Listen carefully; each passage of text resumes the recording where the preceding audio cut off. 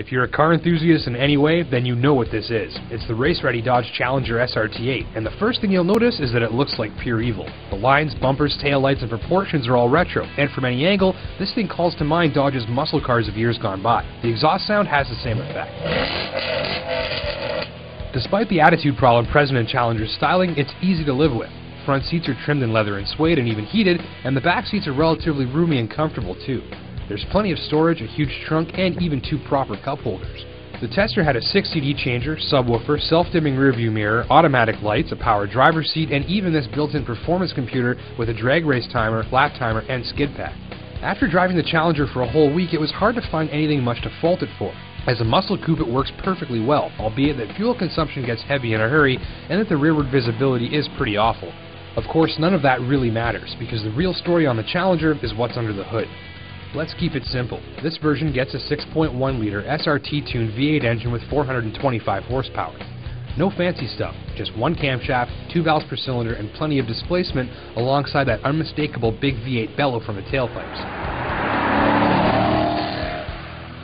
The engine's not much for revving, and the fuel delivery calls it quits just after 6,000 revs. Thing is, there's massive torque available everywhere below that, and that sound.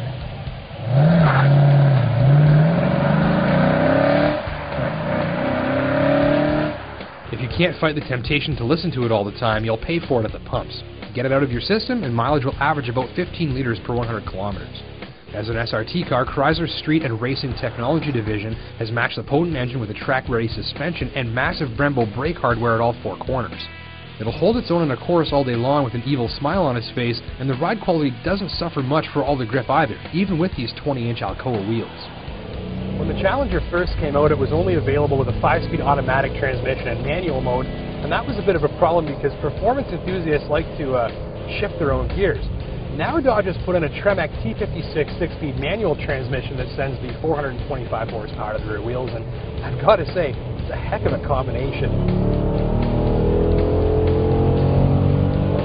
Be careful though, as it's easy to get carried away while firing off tire-chirping gear shifts like it's the 70s. End of the day, the Challenger SRT8 is a lot of great things, but radar-proof isn't one of them.